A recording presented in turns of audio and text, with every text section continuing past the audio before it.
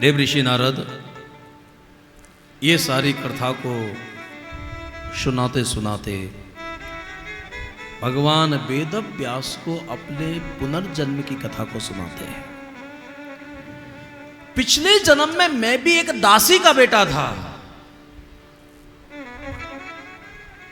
मेरी मां परिचर्या का काम करती थी। एक बार वहां संत मंडली आई। मुझे संतों के संग में भगवान का नाम स्मरण करने में बड़ा आनंद आता था। मैं खूब ठाकुर जी का बचपन से ही भजन करता था। और मैं पुनः पुनः कहता हूं मेरे भाई बहन, हर व्यक्ति भजन करना चाहता है, लेकिन भजन वही कर पाता है जिससे परमात्मा कराना चाहता है।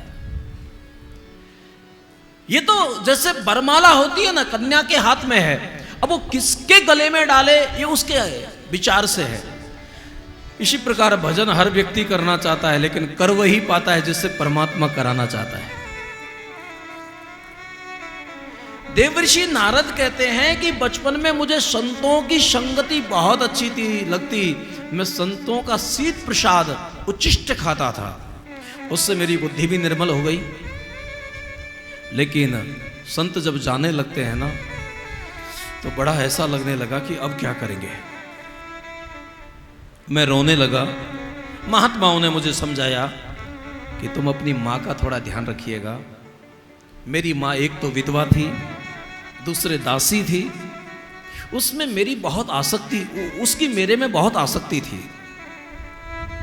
एक बार गाय का दूध निकालने के लिए गई और सर्प को छूने के कारण उसने उसको डस लिया और उसकी दैहिक लीला भी पूरी हो गई। मुझे रोना भी आया और कभी कभी लगा कि अच्छा हुआ, एक बंधन था उससे मैं मुक्त हो गया। अब मैं भगवान का भजन करूंगा।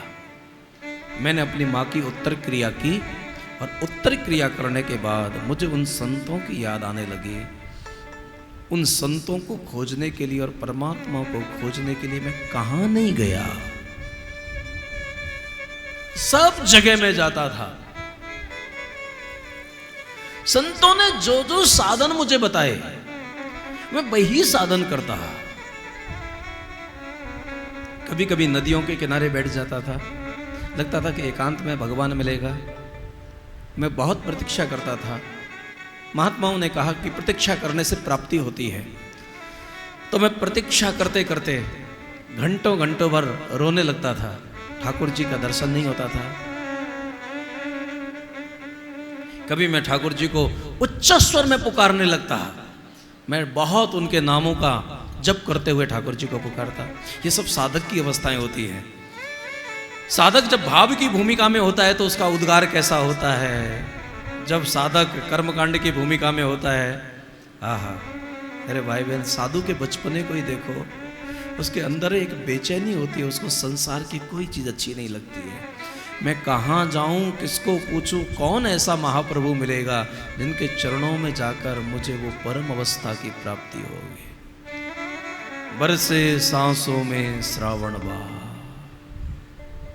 आ जाओ ये सजन। नारद का एक बहुत प्यारा नोट।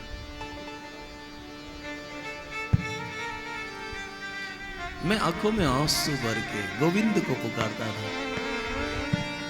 बरसे सांसों में श्रावणवा, आ जाओ सजनवा। बरसे सांसों में श्रावणवा, आ जाओ सजनवा। बरसे सांसों में श्रावणवा, आ जाओ सजनवा। बरसे सांसों में श्रावणवा, आ जाओ।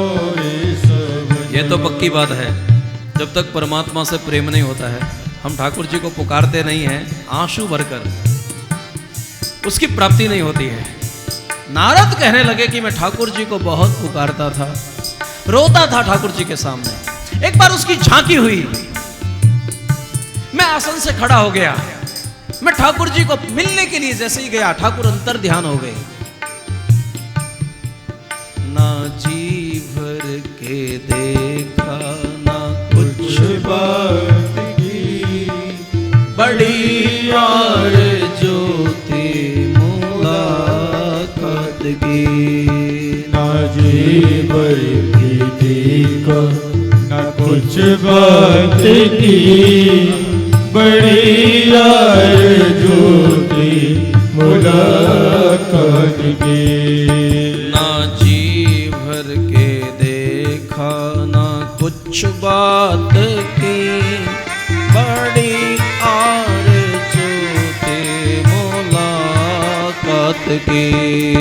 ना जीवर देखा ना कुछ बात की, बड़ी आरज़ू थी मुलाकात की। अनेकों गिरी कंदराओं में, पहाड़ों में, नदियों के किनारे मैं ठाकुर जी के लिए रुदन करता था, ठाकुर जी के लिए खोजता था, यात्रा करता था।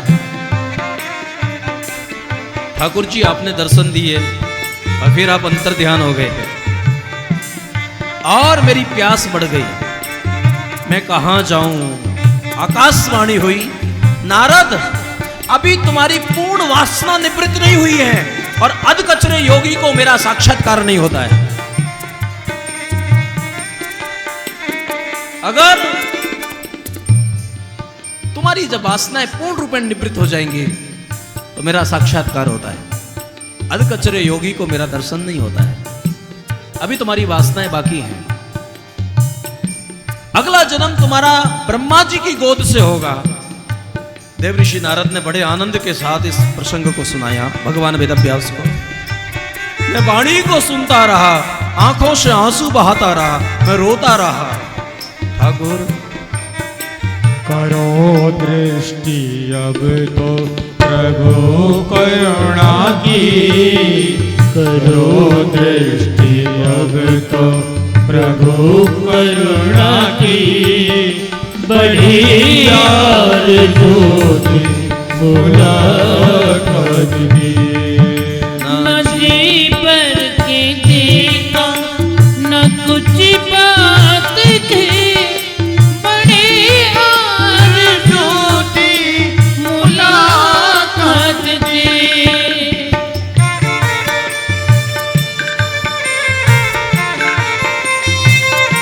मेरे भाई बहन बहुत तन में होकर भजन किया करो। अगर आप नाम जप करते हो, आंखों में आंसू नहीं आते हैं, शरीर में रोमांच नहीं होता है, तो ऐसा समझना मानो कोई यंत्र भजन कर रहा है, अभी तुम्हारा भजन जागृत नहीं हुआ है। जिनका भजन जाग जाता है ना, तो एक बार अगर भगवत नाम पुकारते हैं ना, आंखों की क्या हालत हो जाती है। मीरा को देखो, इन प्रेमियों को देखो, सोए कहां थे, तकिया भिगोए थे, हम सो कहां पाए। याद रखना, जिसका भजन बढ़ता है ना, उसका परमात्मा में प्रेम बढ़ता है, उसको रात की नींद कम हो जाती है और दिन में भूख नहीं लगती है। जिसको दिन में भूख ना लगे, रात को नींद ना आए, एक अंदर तड़फ बनी रहती है। नारद ने अपनी आत्मकथा को सुनाया। मैं प्रतीक्षा करने लगा और फिर मेरा वो शरीर बदल गया है। मेरे को ब्रह्मा जी के यहाँ जन्म मिला। मैं ब्रह्मा जी का 10म पुत्र नारद हूं। ठाकुर जी ने मुझे देवदत्ताम इमाम बीणाम स्वर ब्रह्म विभूषिताम, ये बीणा प्रदान की है। और ये शरीर हमको जो परमात्मा ने दिया है ना, ये भी तन के तमूरे में 2 श्वासों के तार बोले। इसलिए याद रखना, बीणा के तारों को इतना भी मत कसना कि वहां संगीत टूट ही जाए, वो तार ही टूट जाए, और इतने ढीले भी मत रखना कि संगीत पैदा ना हो पाए। जीवन में संतुलन होना चाहिए, किसी भी अति पे मत जाना। अब जीवन को समझ लेना, जीवन बहुत जीने लायक है। मेरे भाई बहन, प्रकृति जितना विकसित कर सकती थी उतना मानव को विकसित किया। मैं एक बार फिर कहूँगा, परमात्मा ने दुख नहीं बनाया, दुख हमारी उपज है। परमात्मा ने केवल आनंद की रचना और सृजन किया है। दुखी होके मत जियो। जीवन में और देव ऋषि नारद कहते हैं गायमानश्चराम्यहम्, मैं निरंतर परमात्मा के गीत गाता रहता हूँ।